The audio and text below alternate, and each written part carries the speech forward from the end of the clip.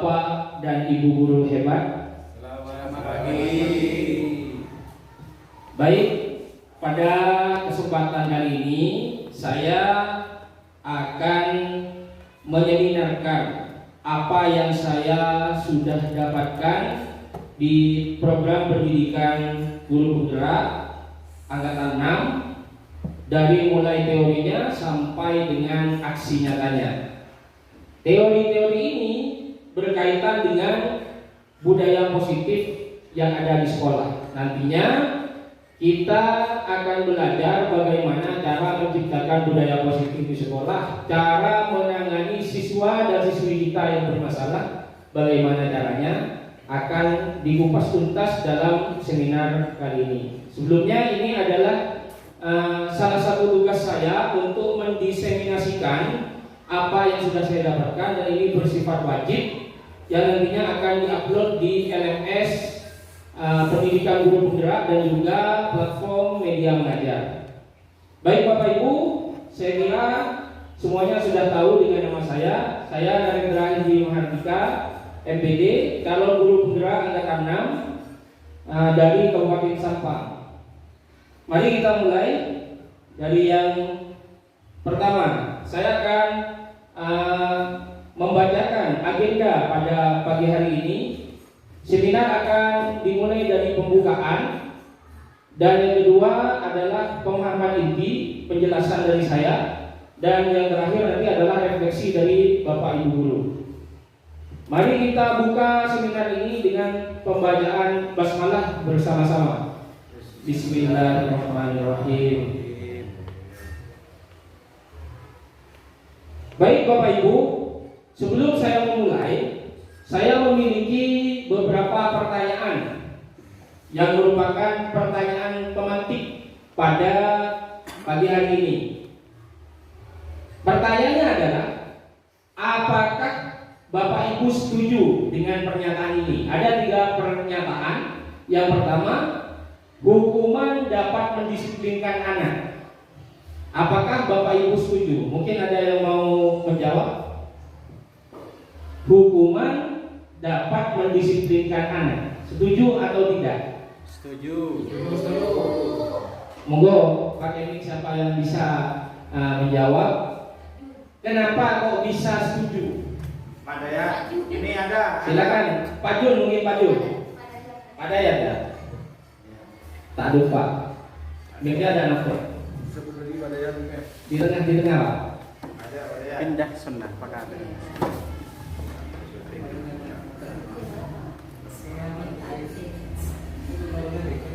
Oke, silakan Pak Dayat.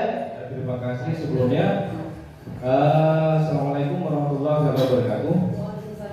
Waalaikumsalam warahmatullahi wabarakatuh. Berkenaan dengan pertanyaan, apakah Anda setuju dengan persyaratan ini? Yang pertama adalah hukuman dapat mendisiplinkan anak. Ya, menurut saya hukuman kedisiplinan itu perlu, karena membiasakan supaya anak itu contohnya keterlambatan. Sebenarnya dengan hukuman itu bukan kita hendak menghukum anaknya, tapi bagaimana anak itu bersikap disiplin. Dari hukuman yang ada, hukuman kedisiplinan itu, anak supaya mengerti, bahwasanya saya harus datang setiap pagi, atau saya kalau ada pelanggaran yang kira-kiranya itu berkenaan dengan sekolah, itu kena hukuman tapi yang berkenaan dengan kedisiplinan. Ya. Itu menurut saya wajib, karena kalau tidak ada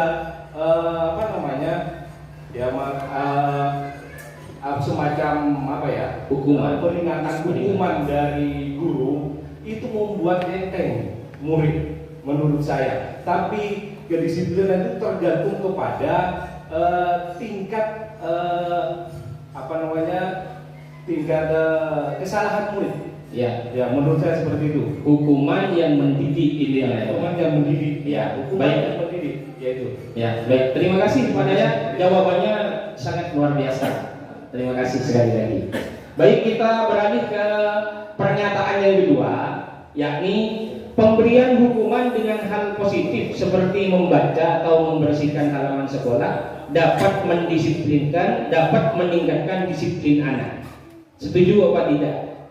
Pak Jun setuju, silakan Pak Jun. Ya, lanjut. Silakan.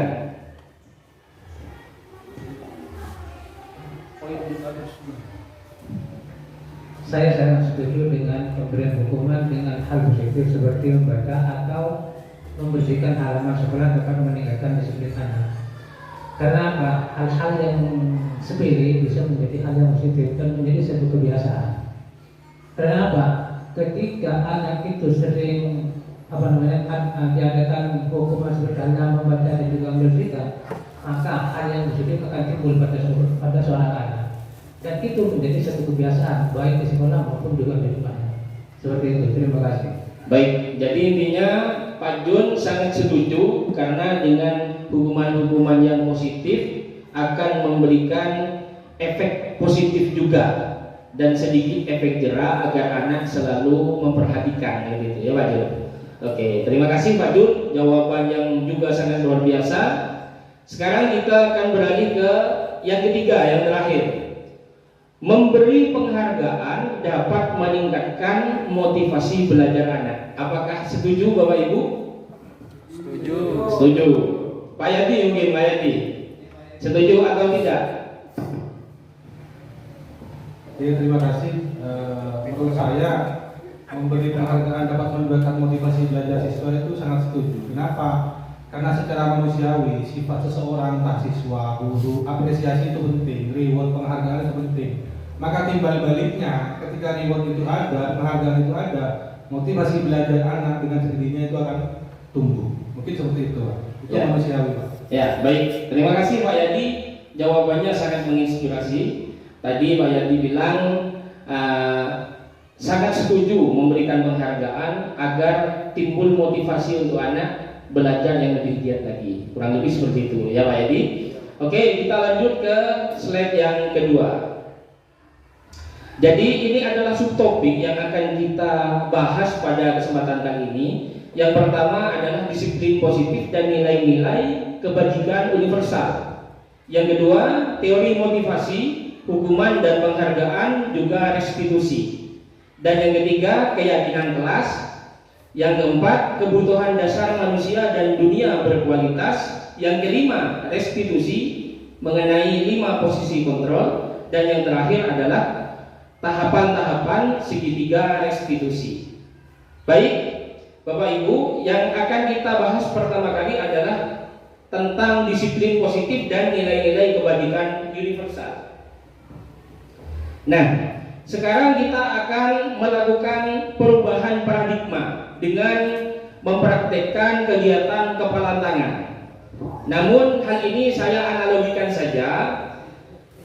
Nah, di sini ada dua orang yang saya analogikan sebagai A dan B. Anda dan teman Anda. Sobek secari kertas kecil, tuliskan benda atau sesuatu yang berharga untuk Anda. Benda atau sesuatu yang berharga.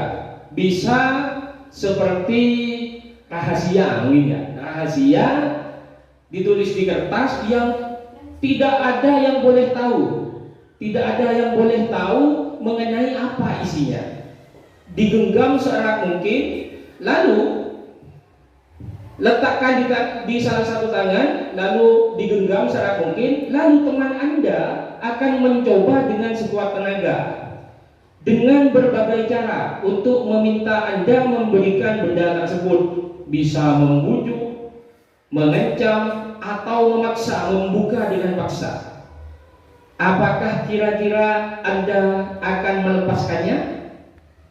Sesuatu rahasia yang tidak boleh orang tahu, dibujuk, dipaksa, apakah akan dipertahankan atau dilepas? Contoh, ini saya kasih uang 1 juta, asal saya boleh baca, dikasih enggak? Kalau rahasianya sangat penting sekali, tidak boleh ada yang tahu, tentunya tidak akan diberikan. Nah, jadi sebenarnya manusia yang lain itu tidak bisa mengontrol diri kita. Jadi diri kita lah yang bisa mengontrol diri kita sendiri. Jadi itu yang digarisbawahi dari kegiatan kepalan tangan ini. Lalu kita lanjut tentang perubahan paradigma teori kontrol, ilusi kontrol. Ini adalah ilusi-ilusi atau hal-hal yang kurang benar yang dipercaya oleh sebagian orang. Yang pertama, ilusi guru mengontrol murid. Jadi guru mengontrol murid itu sebenarnya adalah ilusi, bukan hal yang benar. Yang kedua, ilusi bahwa kritik dapat membuat orang merasa bersalah, dapat menguatkan karakter. Itu juga ilusi. Kita mengkritik orang agar orang itu karakternya berubah. Ternyata itu adalah ilusi, tidak benar.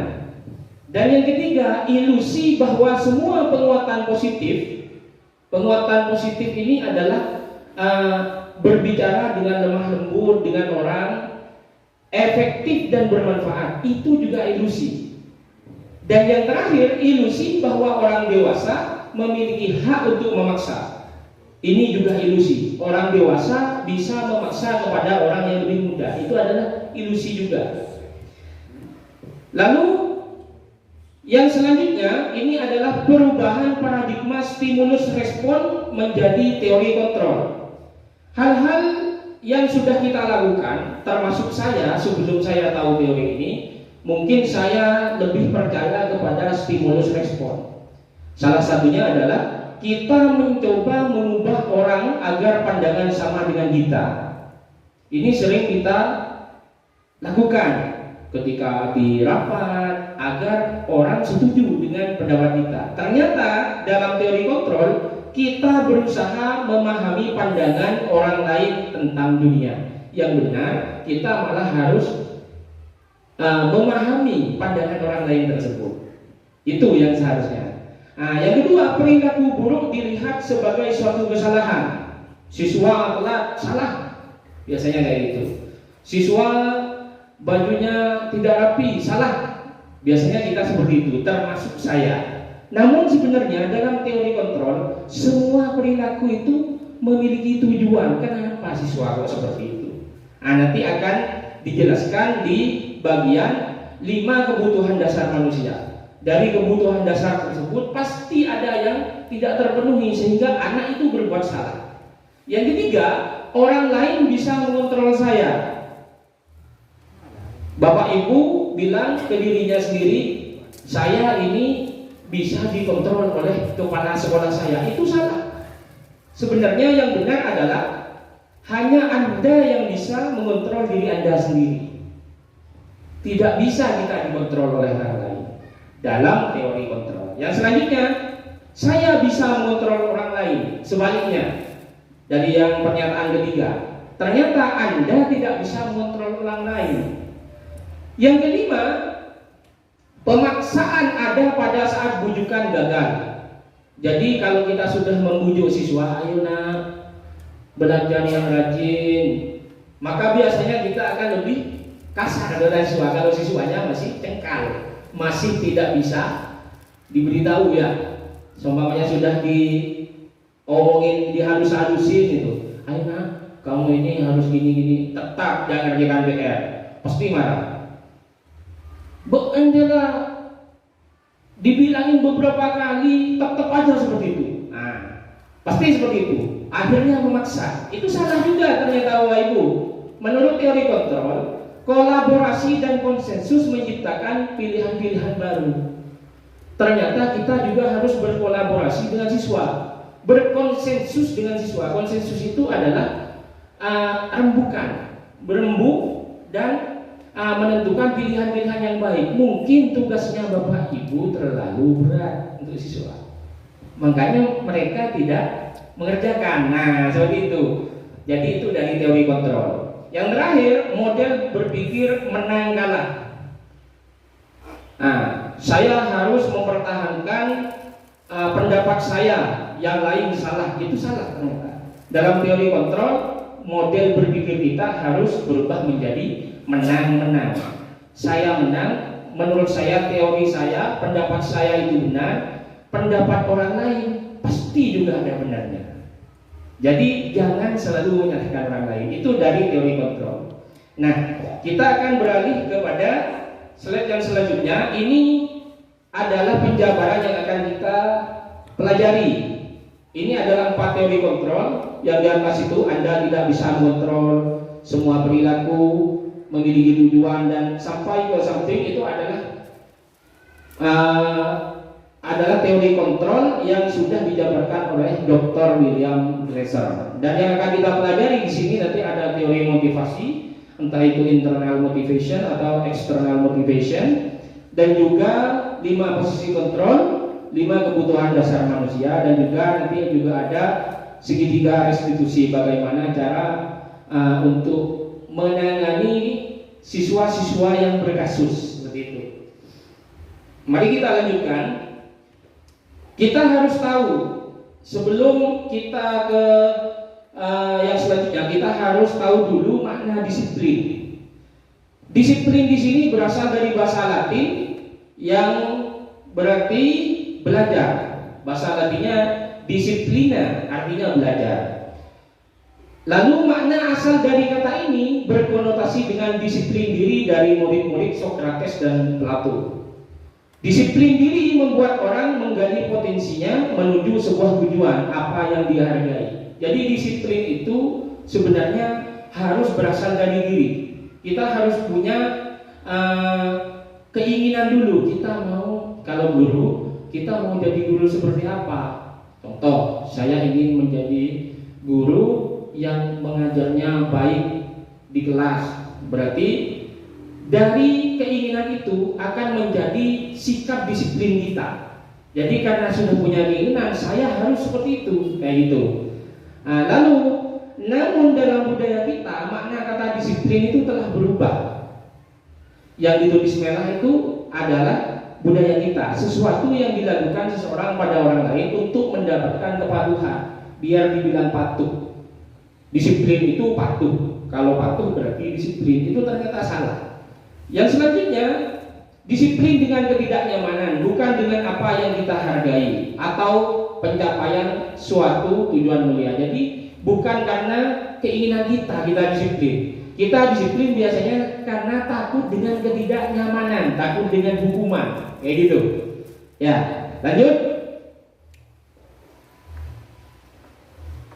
Nah, sekarang dari disiplin itu maka akan tercipta nilai-nilai kebajikan universal. Kebajikan itu adalah kebaikan. Nah, di sini kita langsung saja nilai-nilai kebajikan yang ingin dicapai oleh pemerintah untuk anak-anak didik kita, yakni siswa-siswa kita, adalah nilai-nilai kebajikan yang bertumpu kepada profil pelajar Pancasila. Profil pelajar Pancasila itu ada 6. Yang pertama, beriman, bertakwa kepada Tuhan Yang Maha Esa. Jadi tentu siswa harus beriman, bertakwa, dan juga berakhlak mulia. Yang kedua, siswa yang mandiri. Yang ketiga, siswa yang bernalar kritis. Yang keempat, berkebinekaan global, bisa saling menghargai antar suku. Dan yang kelima adalah bergotong royong. Yang terakhir adalah siswa yang kreatif. Jadi itu adalah nilai-nilai kebajikan universal yang diharapkan pemerintah akan melekat pada siswa dan siswi di seluruh Indonesia. Lalu yang selanjutnya adalah teori motivasi, hukuman, dan penghargaan, juga restitusi. Nah, 3 pertanyaan pemantik tadi yang telah dijawab oleh Bapak Budaya, Bapak Supriyadi, dan Bapak Jun akan kita bahas di sini, akan ketahuan jawabannya. Apakah tadi jawabannya sesuai ataupun tidak.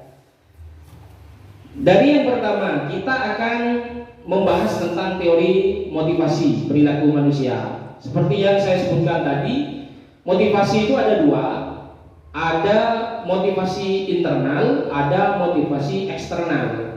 Dari namanya saja kita sudah bisa menebak, eksternal itu motivasi yang datang dari luar. Sedangkan yang internal adalah motivasi yang datang dari dalam diri sendiri. Contoh motivasi eksternal itu yaitu untuk menghindari ketidaknyamanan atau hukuman. Jadi kalau ada manusia, ada siswa yang berlaku, yang bersikap positif hanya demi menghindari hukuman, itu artinya mereka itu motivasinya hanya motivasi eksternal. Apa yang akan terjadi apabila saya tidak melakukannya? Nah, kalau saya tidak mengerjakan PR-nya Pak Dayat, saya di mana nanti ya? Nah, itu motivasi eksternal. Yang kedua, untuk mendapatkan imbalan dari orang lain atau institusi. Jadi motivasi eksternal itu juga mengharap imbalan. Ketika kita mengharap imbalan, mengharapkan reward, itu artinya itu motivasi eksternal. Nah, ini juga evaluasi bagi saya, karena saya ada program untuk siswa, melombakan mading, memberikan reward untuk siswa, ternyata itu salah katanya. Karena itu hanya memunculkan motivasi eksternal saja. Dan yang terakhir motivasi internal. Nah, gimana motivasi internal itu? Motivasi internal itu untuk menghargai diri sendiri. Saya akan menjadi orang yang seperti apa bila saya melakukannya. Seperti itu. Jadi kalau saya datang sekolah tidak pernah telat, saya akan jadi seperti apa? Oh, berarti saya akan menjadi siswa yang disiplin. Itu adalah motivasi internal. Jadi motivasi internal itu untuk menghargai dirinya sendiri. Malu kalau dirinya sendiri itu dicap negatif. Itu adalah motivasi internal. Saya tidak sholat. Kalau saya tidak sholat, nanti saya malu sama Tuhan saya, malu sama Allah Subhanahu wa Ta'ala. Sibuk urusan dunia. Nah, itu motivasi internal. Motivasi eksternalnya gimana yang biasanya guru-guru PAI jelaskan? Kalau tidak sholat, masuk neraka, digantung di neraka. Itu motivasi eksternal sebenarnya. Seperti itu. Jadi itu adalah teori motivasi perilaku manusia, ada dua. Lanjut, sekarang saya akan menyampaikan kutipan dari Bapak Pendidikan Indonesia, Ki Hajar Dewantara. Apa kutipannya? Kutipannya berbunyi seperti ini. Merdeka itu artinya tidak hanya terlepas dari perintah, akan tetapi juga cakap memerintah diri sendiri. Jadi katanya, manusia merdeka itu bukan hanya yang sudah bebas dari perintah orang lain, tapi juga bisa mengarahkan, memerintah dirinya sendiri untuk menjadi pribadi yang baik. Nah, itu kutipan dari Bapak Pendidikan kita, yakni Ki Hajar Dewantara. Perlu diketahui, Ki Hajar Dewantara ini adalah Menteri Pendidikan pertama di Republik Indonesia. Lanjut. Sekarang kita beralih kepada restitusi. Apa itu restitusi? Restitusi itu adalah proses menciptakan kondisi bagi siswa untuk memperbaiki kesalahan mereka. Jadi kita menciptakan kondisi yang nyaman agar siswa bisa berpikir untuk menyelesaikan masalah mereka, sehingga mereka bisa kembali pada kelompok mereka atau teman-teman mereka dengan karakter yang lebih kuat. Restitusi juga merupakan proses kolaboratif yang mengajarkan murid untuk mencari solusi untuk masalah mereka sendiri. Jadi kalau murid punya masalah di sekolah, itu sebenarnya kita harus menanyakan kepada siswa tersebut apa solusinya agar masalah itu tidak terulang lagi. Suruh cari sendiri siswanya, jangan kita yang menawarkan solusi. Seperti itu. Itu adalah teori restitusi. Kita lanjut. 9 ciri-ciri restitusi. Restitusi itu bukan untuk menebus kesalahan, namun untuk belajar dari kesalahan. Jadi jangan biasakan murid menebus kesalahan, tapi belajarlah dari kesalahan. Yang kedua, memperbaiki hubungan antara guru dan murid agar tidak ada dendam. Muridnya kalau kita biasanya menghukum, berkata kasar karena murid itu tidak disiplin, biasanya iya di depan kita, ya engki Pak seperti itu. Tapi siapa tahu mereka ada rasa dendam di belakang seperti itu. Lalu tawaran bukan paksaan, tawarkan solusi. Jika murid tersebut tidak bisa menciptakan solusi sendiri, maka tawarkan, tapi jangan dipaksakan. Menurut kamu gimana? Soalnya kalau telat, nah kenapa kamu telat? Nah, oh saya tidak bangunnya bangun siang, kesiangan. Nah, sambil tawarkan, kira-kira gimana biar tidak kesiangan. Kalau nggak tahu muridnya, kalau tidak menjawab, sambil tawarkan solusi. Contoh, nah gimana kalau kamu nge-set alarm? Kamu punya HP kan? Gimana kalau di-set alarm? Jadi bukan ya di-set dong alarmnya, bukan gitu. Itu namanya pemaksaan. Ditawarkan, bukan dipaksakan. Itu intinya. Yang keempat, restitusi menuntun untuk melihat ke dalam diri. Restitusi itu mengajak anak melihat dirinya sendiri. Apa yang sudah saya lakukan itu salah dan bagaimana saya harus memperbaikinya. Lalu yang kelima, restitusi mencari kebutuhan dasar yang mendasari tindakan. Contohnya, ada anak yang sering mengambil uang temannya. Nah, kita tidak boleh menyalahkan anak tersebut secara mutlak. Tapi di teori restitusi, anak itu pasti punya alasan. Kenapa kok mencuri jajan temannya atau mencuri uang temannya? Bisa saja kebutuhan dasarnya tidak terpenuhi. Apa kebutuhan dasar yang tak terpenuhi? Contohnya kebutuhan hidup. Bisa saja dia itu hanya tinggal sama mbahnya, orang tuanya pergi merantau, tidak diberi uang saku dan tidak makan. Lalu dia itu mencuri. Jadi kita bukan memarahi, tapi menjalankan restitusi, mencari solusi bersama seperti itu. Lalu restitusi diri adalah cara yang paling baik. Merestitusi diri sendiri itu adalah cara yang terbaik. Restitusi fokus pada karakter, bukan tindakan. Kita merubah karakter anak, bukan merubah tindakan anak. Kalau tindakan itu dirubah hanya bersifat sementara, tapi kalau karakter yang dirubah maka akan selama-lamanya. Itu tujuan dari restitusi. Lalu yang selanjutnya, restitusi fokus pada solusi. Restitusi itu fokusnya mencari solusi, bukan mencari kesalahan. Contoh, dua anak lagi berantem, bertengkar sampai saling pukul, dipanggil. Anaknya itu pasti bilang, ini duluan Pak, namanya ini duluan. Saya bilang, saya tidak mau mencari siapa yang salah, tapi saya mau mencari gimana cara menyelesaikan masalah ini. Itu restitusi. Jadi bukan mencari siapa yang salah. Kalau kita kan biasanya, termasuk saya, itu biasanya begini. Siapa yang tadi yang bully duluan? Ini Pak, benar kamu? Enggak Pak, ini. Panggil temannya, sini. Siapa lagi ini yang saling bully duluan? Itu siapa duluan? Si A Pak. Oh kamu dihukum. Nah, biasanya seperti itu. Itu mencari kesalahan. Tidak boleh mencari kesalahan, tapi kita mencari solusi. Yang terakhir, restitusi mengembalikan murid yang berbuat salah pada kelompoknya.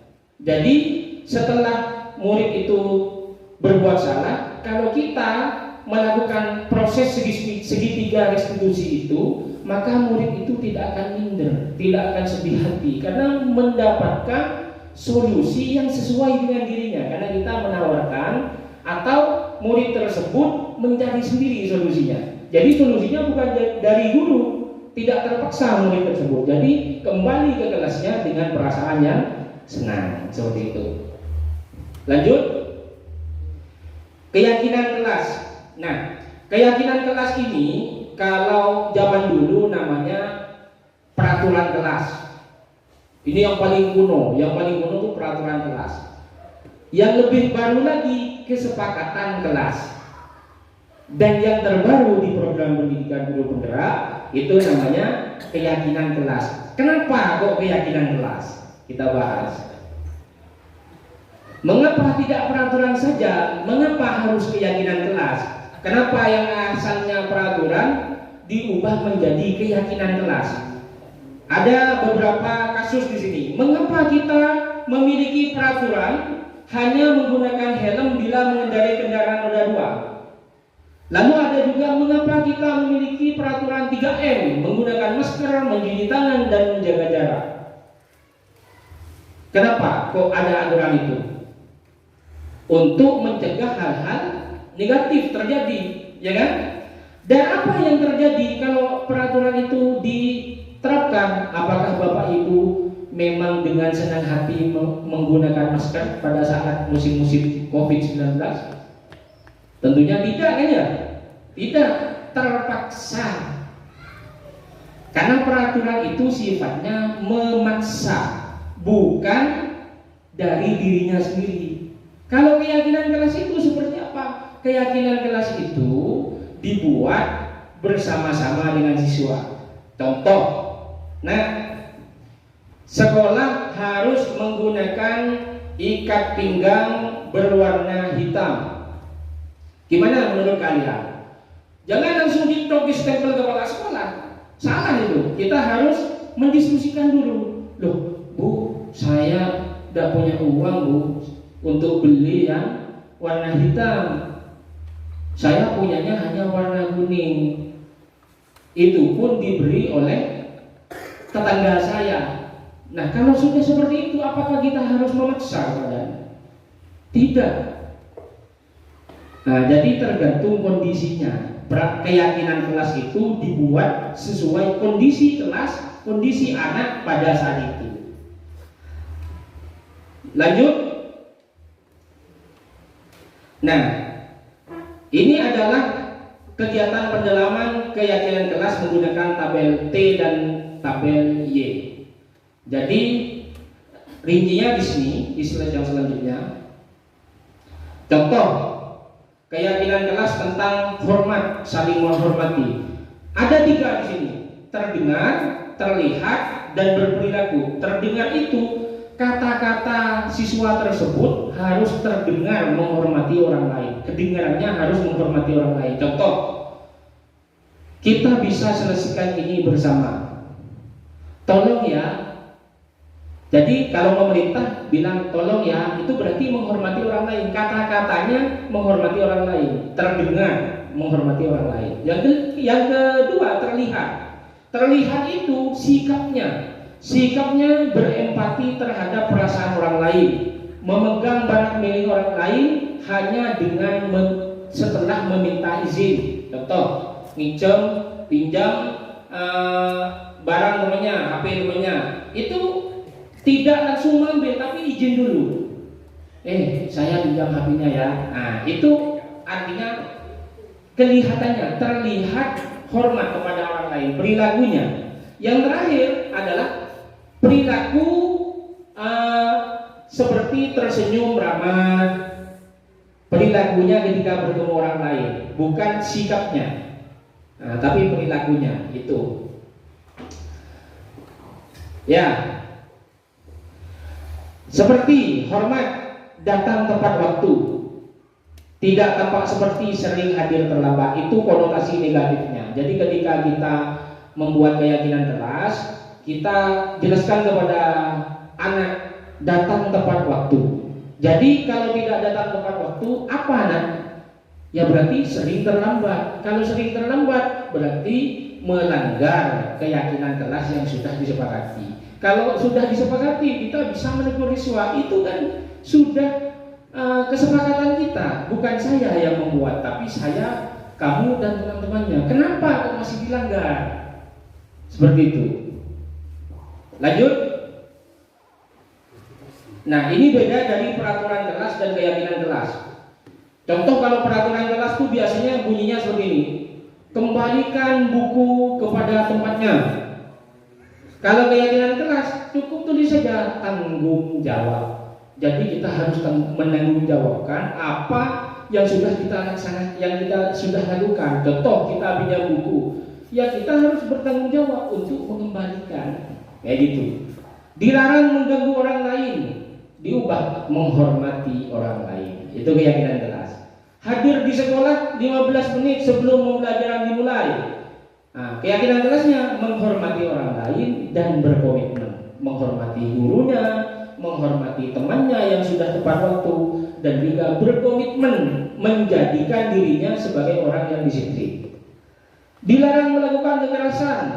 Nah, kalau peraturan kelas, kalau keyakinan kelas, keselamatan, menghormati orang lain. Nah, seperti itu. Jadi itu adalah beda dari peraturan kelas dan juga keyakinan kelas. Nah, ini tadi yang kita bahas di pertanyaan pemantik. Di pertanyaan pemantik tadi ada juga tentang hukuman dan penghargaan. Ternyata di sini penghargaan itu sebenarnya adalah hukuman. Dihukum oleh penghargaan. Bagaimana kita bahas satu-satu? Pengaruh jangka pendek dan jangka panjang. Oke, pengaruh jangka pendeknya, kalau kita menghukum siswa, mungkin siswa itu akan berubah, tapi jangka pendek.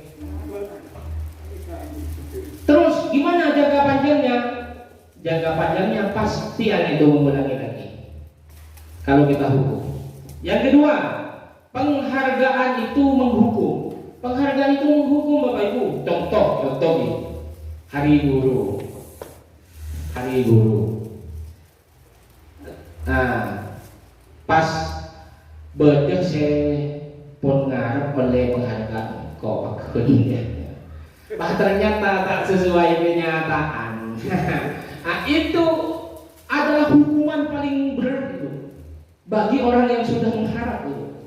Contoh lagi siswa, ada 20 siswa yang dapat penghargaan, siswa ranking 1, ranking 2, ranking 3. Yang paling terhukum siapa?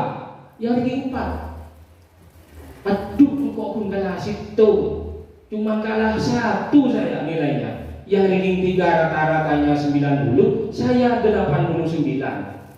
Cuma kalah 1. Pasti itu paling mikir itu di rumah, gimana ini?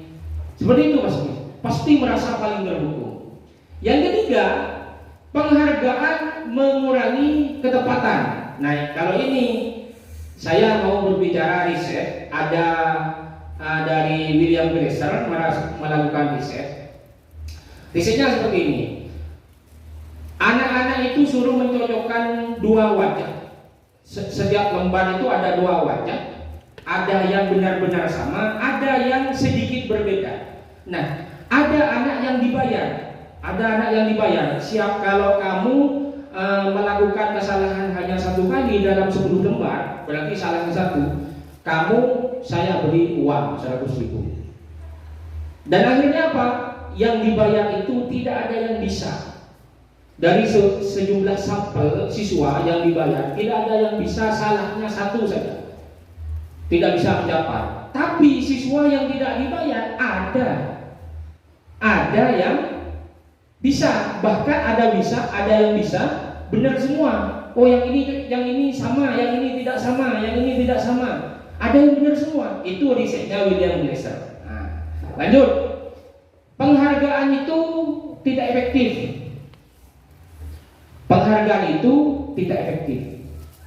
Penghargaan katanya William Glasser juga tidak efektif. Di sini juga berbicara risetnya William Glasser tentang penulis atau jurnalis koran yang ketika mendapatkan berita bagus, menulis berita bagus, selalu diberikan penghargaan. Akhirnya apa? Beritanya malah ngawur. Itu risetnya dari William Glasser. Sedangkan yang dibiarkan saja tidak diberi penghargaan, maka tulisannya semakin bagus. Itu risetnya William Glasser. Yang selanjutnya, penghargaan merusak hubungan. Nah, penghargaan merusak hubungan. Contohnya ketika tadi saya ulang lagi, contohnya ketika ada guru dikasih penghargaan. Terus guru lain merasa dirinya lebih pantas ke penghargaan itu, untuk dapat penghargaan itu. Maka pasti yang pertama sasarannya kepala sekolahnya. Iya, boleh beri pau. Kepala kepala sekolah boleh diberi tahu dari Mas si A itu dijadikan guru teladan. Jorengan ada telat menurut. Biasanya telat terus, lebih rajin saya. Akhirnya apa? Ketika ketemu kepala sekolah melengos. Nah, itu membuat hubungan jadi rusak. Jadi penghargaan itu menimbulkan rasa iri, rasa dengki ke orang lain yang tidak menerimanya. Makanya penghargaan itu kita mulai sekarang diminimalisir. Nah, seperti itu. Lanjut. Penghargaan menurunkan kualitas. Ini juga riset. Ada riset, sebuah riset bahwa orang yang dikasih penghargaan kualitasnya semakin menurun. Saya lanjut. Yang selanjutnya, penghargaan mematikan kreativitas. Penghargaan mematikan kreativitas. Ini juga risetnya dari William Glasser. Dan yang terakhir adalah penghargaan mengurangi motivasi intrinsik. Ini yang paling penting. Jadi ketika kita sering melaksanakan atau melakukan memberikan sebuah penghargaan, maka motivasi intrinsik anak akan terkikis. Anak itu selalu mengharapkan pemberian-pemberian berupa penghargaan dari gurunya. Makanya jangan terlalu sering memberikan penghargaan kepada anak. Jika sudah tidak diberi penghargaan, gimana? Malas anaknya nanti. Biasanya diberi penghargaan berupa apa-apa, terus gurunya sudah tidak punya uang, sekolahnya sudah tidak punya dana untuk memberikan. Akhirnya apa? Sudah terbiasa seperti itu, akhirnya dah semangat lagi, karena motivasinya hanya motivasi eksternal, bukan motivasi internal, kuat intrinsik motivasinya, bukan dari dalam dirinya, seperti itu. Lanjut. Nah, sekarang saya ingin melakukan tanya jawab ke Bapak dan Ibu guru. Di sini saya ada beberapa tindakan guru. Yang pertama sampai yang kesekian kali itu Bapak Ibu tentukan apa itu masuk hukuman atau konsekuensi kira-kira. Yang pertama, mencatat 100 kali di dalam buku dengan kalimat saya tidak akan terlambat lagi karena terlambat ke sekolah. Ada anak yang terlambat, suruh nyatat 100 kali kalimat seperti itu. Itu hukuman atau konsekuensi kira-kira? Hukuman apa konsekuensi? Hukuman ya? Konsekuensi apa hukuman? Hukuman. Ya, kita lihat di sini. Ternyata hukuman. Nah, kita kasih warna dulu. Hukuman. Yang kedua, lari mengelilingi lapangan basket 2 kali karena terlambat hadir di sekolah. Hukuman apa konsekuensi? Hukuman. Kita lihat apakah benar hukuman? Ya, hukuman. Nanti ada teorinya. Ini kita pertanyaan pemantik dulu. Yang selanjutnya, murid diminta untuk push up 15 kali karena tidak menggunakan masker. Hukuman ya? Kita lihat. Hukuman. Oke. Lanjut. Yang keempat, menggantikan kertas tugas temannya yang telah dicoret-coret. Murid coret-coret kertas temannya, suruh ganti. Konsekuensi apa hukuman? Konsekuensi. Oke, konsekuensi. Nah, ini enaknya kalau pesertanya guru-guru senior sudah tahu duluan. Oke, lanjut. Membersihkan tumpahan air di meja karena tersinggol. Konsekuensi apa hukuman? Konsekuensi. Apakah benar? Ya, benar. Oke, lanjut. Yang selanjutnya, ya guru-guru senior ilmunya lebih banyak dari saya. Ini. Oke. Murid disuruh untuk tidak mengenakan sepatu seharian di sekolah karena tidak mengenakan sepatu hitam. Senior di belakang Pak Amzil. Oke, hukuman apa konsekuensi? Hukuman. Bagus, sip, luar biasa semuanya. Oke, yang terakhir, lari mengelilingi lapangan karena terlambat pelajaran PJUK. Pak. Pak Sinar, hukuman apa konsekuensi menurut Pak Sinar? Lari karena terlambat pelajaran olahraga. Konsekuensi ya kata Pak Sinar. Kata yang lain apa? Hukuman. Oke. Siapa yang benar? Apakah senioritas mempengaruhi kebenarannya? Ternyata konsekuensi. Kenapa? Karena pelajaran olahraga. Kalau pelajaran PAI suruh lari itu hukuman. Nah, seperti itu. Lanjut. Itu senior dah. Senior. Lanjut. Nah, perbedaan hukuman dan konsekuensi. Hukuman itu sesuatu yang menyakitkan harus terjadi. Kalau konsekuensi, pokok sesuatu harus terjadi, meskipun tidak menyakitkan. Kayak membersihkan meja, mengganti kertas ulangan yang tadi itu. Yang selanjutnya, membuat anak sakit fisik maupun hati untuk jangka waktu yang lama. Kalau hukuman, kayak Ateh, kalau tak sentak sama Wajun muridnya, kayak Ateh apa pun lama. Bahkan sudah punya cucu, tetap sakit hati sama Pak Jun. Jangan sekolah di sekolahnya Pak Jun.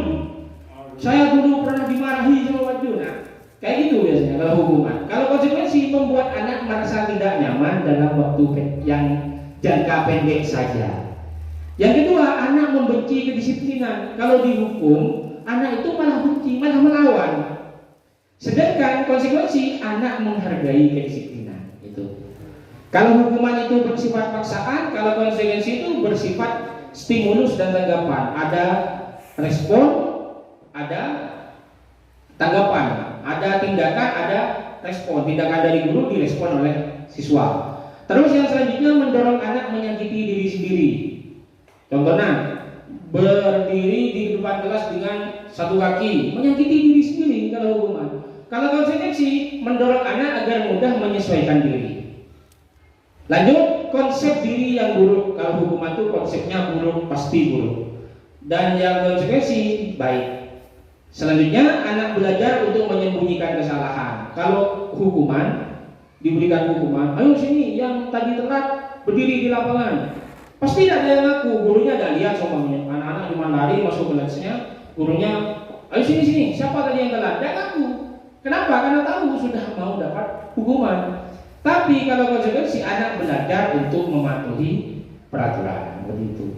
Lalu hukuman itu biasanya akan menimbulkan rasa marah, rasa bersalah, dipermalukan di depan teman-temannya, merasa tak dihargai. Itu yang akan didapatkan anak. Kalau konsekuensi, kehilangan hak, dibuat tidak nyaman, hanya tidak nyaman saja, diasingkan untuk sementara waktu. Ya, dan dulu ke kantor baca Yasin dulu. Jadi jangan disuruh baca Yasin di depan teman-temannya, malu, takut malu. Nah, itu teori hukuman dan konsekuensi. Lanjut, ada yang lebih baik lagi dari konsekuensi ternyata, namanya restitusi. Kalau yang tadi konsekuensi, sesuatu harus terjadi meskipun tidak menyakitkan. Kalau restitusi itu pilihan. Jadi anak memilih sendiri bagaimana cara mengatasi masalahnya. Terlambat, kalau yang tadi terlambat hanya suruh ke kantor baca Yasin di kantor. Kalau hukuman suruh baca Yasin di halaman sekolah, berarti hukuman itu. Kalau restitusi gimana? Tanyakan, gimana nak biar kamu tidak terlambat lagi? Gimana? Nah, itu restitusi. Ya, Bapak Ibu bisa melihat sendiri kalau restitusi itu jelas lebih baik daripada konsekuensi. Nah, menguatkan untuk murid dalam waktu panjang, korban mendapatkan ganti, murid mendapatkan penguatan, masalah terpecahkan, murid belajar bertanggung jawab, fokus pada pemecahan masalah, apa yang kamu yakini, apa yang bisa kamu lakukan untuk memperbaiki masalah. Nah, itu intinya, itu restitusi intinya seperti itu. Jadi menawarkan solusi. Lanjut, kebutuhan dasar manusia. Manusia itu termasuk siswa kita memiliki 5 kebutuhan dasar.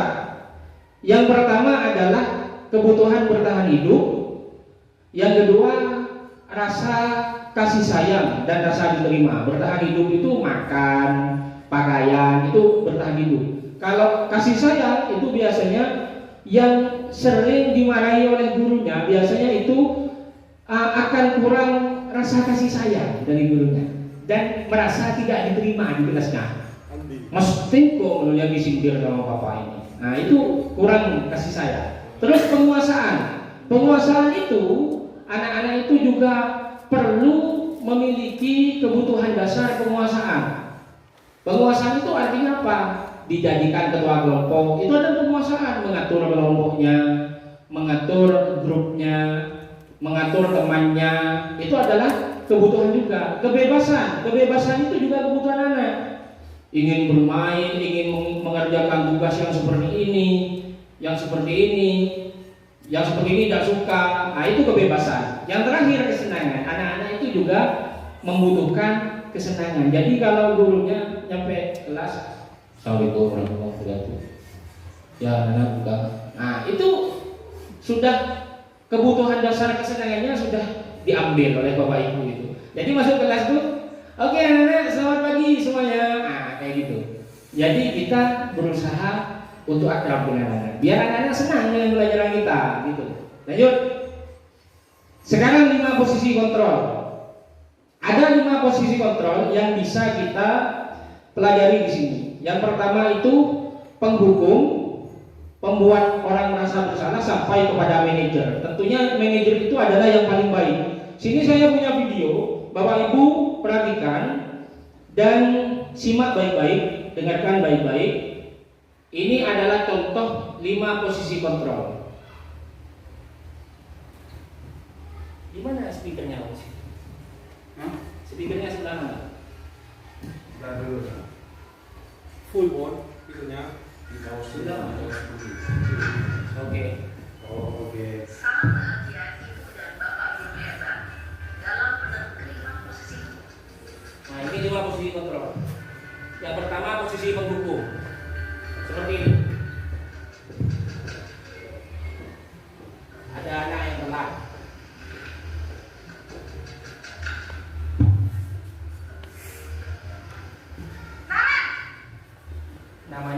Nama saya.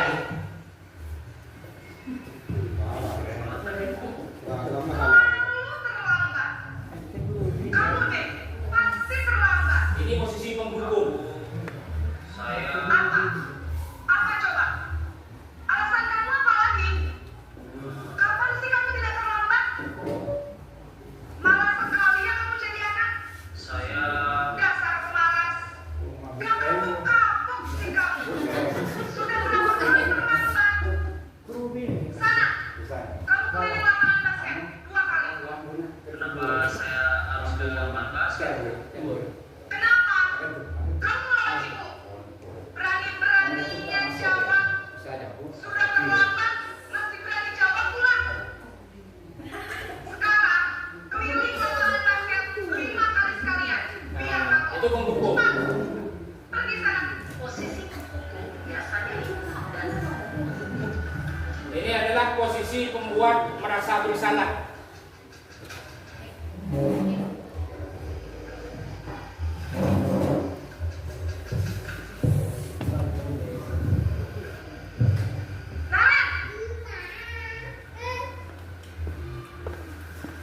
Membuat anak itu merasa bersalah. Naren, kamu kenapa terlambat lagi, Nak?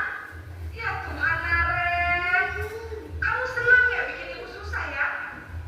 Kalau kamu terlambat lagi, nanti ibu yang ditegur bapak kepala sekolah, Nak. Itu. Gimana ini?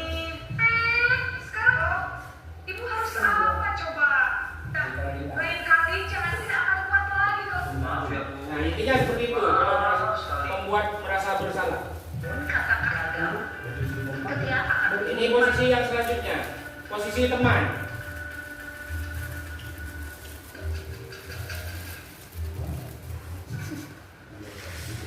Selamat pagi Bu. Wah, sudah jam berapa ini? Kalau posisi teman itu Terlambat lagi ya sok saya. akrab Iya Bu. dengan Tapi muridnya. ibu saya belum membangunkan saya Bu. Kamu malah menyalahkan ibu Siapa ini biasanya? Pacunya. Kamu yang paling kencang. Kok terlambat sih? Pak Dayat, Iya, Bu. posisi teman. Saya Oke. ngobrol tadi. Jadi kalau saya lincah Oke, intinya seperti itu. bisa Akses dalam posisi teman, kamu saudara itu. Ini yang selanjutnya. Teman dan itu. Posisi pemantau. selamat pagi Bu. Naren, apa peraturan sekolah kita tentang jam berapa kita harus masuk sekolah, Nak? Kita harus di sekolah. Paham Bu? Saya harus tinggal kelas pas jam istirahat selama 20 Posisi menit. kontrol. Iya benar. Pengontrol Prosedurnya ini demikian. biasanya Jadi bersikap nanti jam tegas. 9.30 pas istirahat, kamu harus Baik Bu. Nah, yang kita fokuskan yang terakhir, tunjukkan kamu. yaitu posisi manajer. Nah, ini yang paling bagus ini. Sekaligus segitiga restitusinya. Paling bagus cara menghadapi siswa yang telat. Naren, Selamat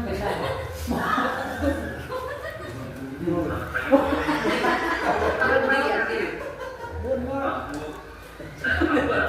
iya, sekolah masuknya jam 7, sekarang sudah jam 7.20. Jadi sekarang bagaimana ini, Naren? Maaf Bu. Saya lupa setel alarm saya semalam. Baiklah, menurut kamu, keyakinan sekolah yang mana yang perlu kamu tingkatkan? Menghargai diri sendiri dan orang lain mungkin ya Bu. Setuju. Jadi, apakah Naren meyakini prinsip saling menghormati tersebut? Iya Bu. Saya meyakininya. Apakah Naren bersedia memperbaiki Nah, masalah ditanyakan, apakah bersedia? Bersedia. Bagaimana kamu akan memperbaiki masalah keterlambatan? Nah, ini ditanyakan solusinya. Saya akan coba untuk tidak lupa menyetel alarm saya Bu. Baik, kalau Naren lupa menyetel alarm di rumah, ada orang yang kira-kira bisa bantu mengingatkan tidak? Ada Bu. Kata saya, Kak Emma.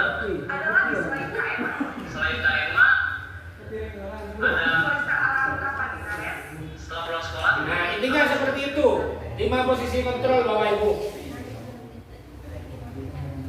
Kita akan fokus kepada yang manajer ini. Nah, kita lanjut. Kita bahas di sini ada beberapa pernyataan-pernyataan. Bapak Ibu sebutkan sebagai posisi kontrol yang mana? Apa penghukum, pembuat rasa bersalah ini? Atau sebagai teman, atau sebagai pemantau, atau manajer. Yang pertama, ketika guru bilang, saya kecewa sekali dengan kamu, itu posisi apa? Kira-kira penghukum, penghukum ya, kita lihat. Pembuat orang merasa bersalah ternyata. Oh ya. Lanjut, yang kedua, kamu tidak pernah benar melakukannya, itu apa? Posisi apa kira-kira? Penghukum, kita lihat. Ya, betul sekali. Lanjut. Lanjut, yang ketiga, ayolah lakukan demi ibu dan bapak. Itu posisi apa? Yang tadi itu, yang kedua apa? Merasa bersalah. Teman ya, teman. Posisi teman, demi ibu, demi bapak. Ya. Lanjut. Apakah kamu mau mendapatkan stiker bintang hari ini? Itu posisi apa? Mau enggak kamu ibu kasih permen? Tapi jangan telat lagi. Posisi apa? Posisi pemantau. Lanjut. Bagaimana kamu bisa menyelesaikan masalah ini? Oh, ini sudah jelas ini. Posisi manajer. Oke. Yang selanjutnya, kamu selalu yang paling terakhir. Posisi apa ini? Posisi penghukum. Kamu ini telat terus. Nah, kayak gitu. Lanjut. Kita belajar segitiga restitusi. Segitiga restitusi ini penting buat kita, Bapak Ibu, sebagai guru. Segitiga restitusi itu ada 3 langkah. Yang pertama itu menstabilkan identitas. Menstabilkan identitas itu kita ke siswa, kalau siswa punya salah, jangan langsung kamu ini, jangan langsung dimarahi, tapi kita bilang, oke, nah, tidak apa-apa, kamu salah. Karena setiap orang itu pasti punya kesalahan. Kamu bukan satu-satunya yang pernah buat salah. Bapak juga pernah buat salah. Jadi kamu tidak usah sedih. Nah, itu langkah yang pertama, menstabilkan identitas. Di langkah kedua, segitiga restitusi yaitu validasi kebutuhan. Validasi kebutuhan. Nah, gimana caranya? Kita menanyakan alasan kenapa kamu nak telat. Itu. Dan yang terakhir adalah menanyakan keyakinan. Nah, kalau telat itu kira-kira kamu melanggar keyakinan sekolah atau keyakinan kelas yang mana? Anda menyebutkan kan, oh iya saya tidak disiplin. Nah, setelah itu kita sebagai guru di tahap menanyakan keyakinan, menanyakan solusi. Kira-kira kayak tadi tuh, kira-kira gimana caranya biar kamu gak terlambat lagi. Nah, anak kan menjawab segala macam. Nah, saya ini menawarkan solusi sendiri. Lalu kita yang terakhir bertanya. Nah, mulai sekarang Andi, semua Andi yang sering telat. Andi mau jadi anak yang seperti apa? Oh, saya mau jadi anak yang tidak kelatan lagi Bu, yang disiplin, yang masuk sekolah sesuai dengan jamnya. Nah, seperti itu. Itu adalah langkah-langkah segitiga restitusi. Saya punya video lagi, ini contoh segitiga restitusi. Terakhir ini materi segitiga restitusi. Ini adalah video segitiga restitusi. Prakteknya. Nah, ini mau disimak dengan baik-baik. Perhatikan. Siap, Sarah. Sudah lama nggak ketemu Sarah? Kenapa hari ini di sini? Nah, ini menstabilkan Stop, Pak. identitas. Kesel banget. Masa aku dikatain cowok fitnah, Pak? Ya aku marah lah. Aku balik katain Eka di depan kelas. Kesel banget. Oh begitu. Ya pasti kamu marah dan kesal. Bapak juga akan marah apabila ada yang menuduh Bapak seperti itu. Ya, pada saat itu kamu melakukan itu. Ya saya langsung ngatain Eka lah, Pak. Kesel banget. Ini Saya validasi bisa tindakan. ngatain daripada teman-teman lain. Oh begitu. Pasti kamu melakukan seperti itu karena suatu alasan tertentu, kan? Bertanya alasan. Iyalah, saya diam saja, Pak. Ya saya bela diri lah. Masa saya dituduh tukang fitnah? Ya wajar lah. Mempertahankan harga diri itu sesuatu yang penting buat kamu. Untung kamu tidak bertindak lebih gegabah lagi. Hanya menggetak-getak. Iya, Pak. Untung saya masih bersabar dan hanya mengetak saja. Sudah gemes padahal. Saya pasti bela diri lah. Ya pasti ya. Tapi kamu memilih untuk tetap bertahan dan bersabar. Kamu memilih untuk tidak berbuat lebih parah lagi, kan? Iya. Nah, sekarang coba kita lihat lagi tindakan kamu yang bentak-bentak Eka di kelas. Tindakan kamu itu kira-kira sesuai dengan keyakinan kelas atau prinsip kamu tidak? Enggak lah, Pak. Capek, Pak, dia marah. Jadi keyakinan atau prinsip mana yang sesuai dengan keinginan kamu? Ya, saya sebenarnya sangat menghargai orang lain. Mungkin saat itu saya menjadi emosi. Jadi, tidak menunjukkan sikap itu. Kamu meyakini tidak? Menghargai orang lain itu penting buat kamu. Yakinlah, Pak. Iya, setuju. Kita harus saling menghargai. Namun, ada juga keyakinan yang kita sepakati yang perlu kita jalankan apabila kita sedang marah, kan? Ya, saya bisa lebih proaktif. Mulai sabar, mengambil waktu jeda untuk berpikir mau apa selanjutnya. Bersedia, Pak. Nah, jadi intinya seperti itu. Langkah-langkah segitiga restitusi yang sesuai dengan sudah saya jabarkan tadi di slide sebelumnya. Jadi intinya ada 3 kegiatan. Yang pertama menstabilkan identitas seperti ini. Guru berkata berbuat salah itu manusiawi, tidak ada manusia yang sempurna. Lalu validasi kebutuhan, yakni ketika guru menanyakan kenapa kamu kok melakukannya, kamu melakukan itu pasti punya alasan. Nah, itu validasi kebutuhan. Yang ketiga menanyakan keyakinan. Apa keyakinan kelas yang sudah disepakati? Yang mana yang kamu langgar? dan gimana solusinya, itu menanyakan keyakinan. Nah, ini adalah bentuk aksi nyata yang saya lakukan di sekolah saya, yakni ketika saya merevisi keyakinan kelas yang ada. Ini bagian terakhir. Saya waktu itu merevisi keyakinan kelas yang sudah dibentuk oleh guru dan kepala sekolah, sudah distempel, tapi masih sering dilanggar. Apa peraturannya? Yakni sepatu berwarna hitam. Anak-anak masih ada yang putih, ada yang biru, tidak hitam polos. Bahkan ada yang pakai sandal.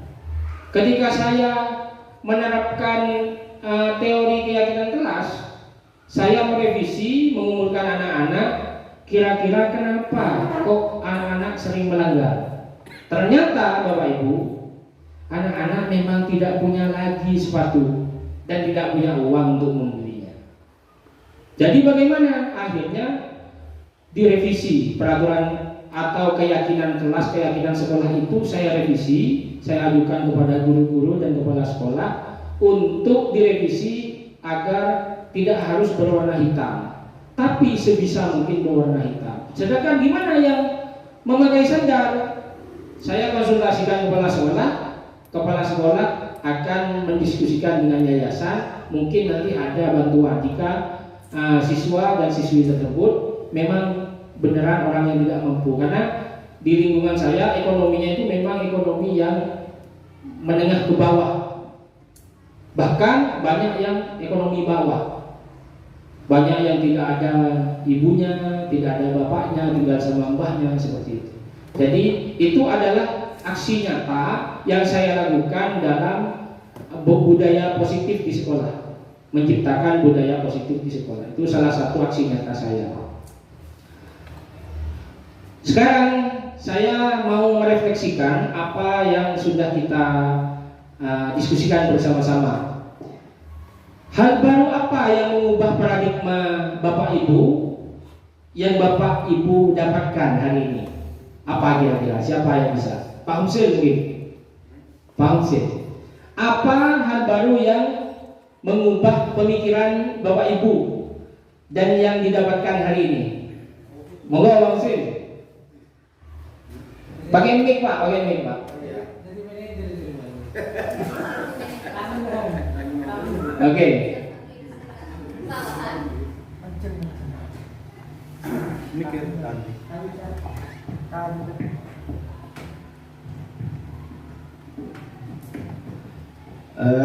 Terima kasih.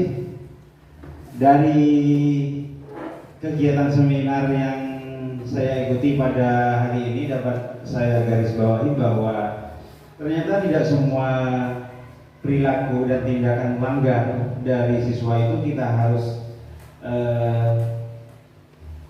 mengakhirinya, memberikan tindakan pada siswa itu dengan hukuman, dengan sanksi, dengan punishment dan lain-lain.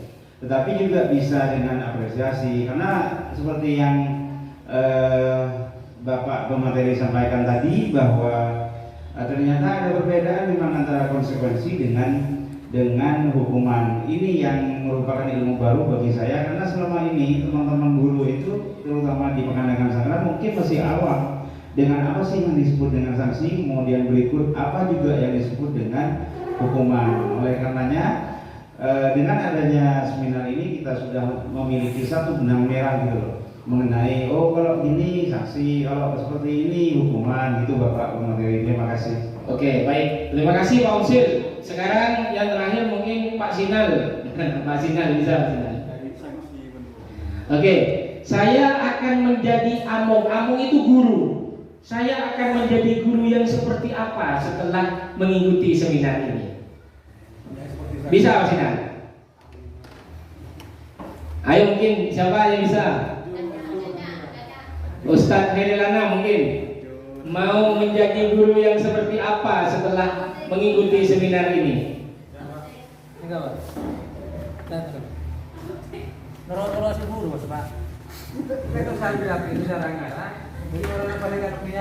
Terima kasih. Dari apa yang sudah dijabarkan oleh pemateri tadi sudah menggugah kami sebagai guru Dari apa yang sudah dijabarkan tadi, banyak sekali yang menjadi pemahaman baru dan mungkin dapat kita praktekkan dalam kegiatan belajar mengajar kita di madrasah, khususnya dalam hal punishment dan juga reward seperti yang disampaikan. Jadi saya sangat setuju dan mungkin juga akan saya terapkan berupa punishment seperti apa yang akan kita lakukan dan juga reward seperti tadi, bahwa tidak seharusnya dilaksanakan atau dilakukan terlalu banyak. Dan juga sebagai guru kita akan melakukan aksi sebagai manajer, tidak sebagai penghukum. Jadi itu mungkin yang akan kami lakukan sebagai guru. Terima kasih. Terima kasih saya sampaikan kepada Bapak Ibu Guru. Jadi itulah seminar yang sudah kita laksanakan pada pagi hari ini. Terima kasih banyak atas segala atensi dan waktu yang telah Bapak Ibu berikan untuk mengikuti seminar ini. Semoga kita semua bisa menjadi guru-guru yang hebat bagi siswa dan siswi kita masing-masing, menjadi guru-guru yang bisa menginspirasi guru-guru yang lain. Akhirul kalam, mungkin sekian dari saya.